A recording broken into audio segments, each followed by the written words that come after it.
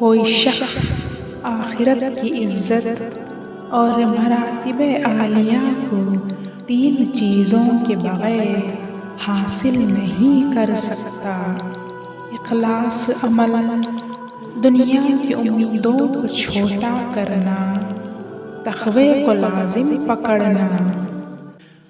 آخرت تمہارے رہنے کا گھر ہے، پس اس کے لیے وہ سامان تیار کرو جو ہمیشہ تمہارے کام آئے۔ خوشی ہے اس شخص کے لیے جو آخرت کو یاد کرے اور اس کے واسطے نیک عمل کمائے۔ خوشی ہے اس شخص کے لیے جس نے آخرت کے لیے خالص کام کیے اور نیک عمل کمائے اور وہاں کے واسطے ذخیرہ حاصل کیا اور ناجائز کاموں سے بچا رہا۔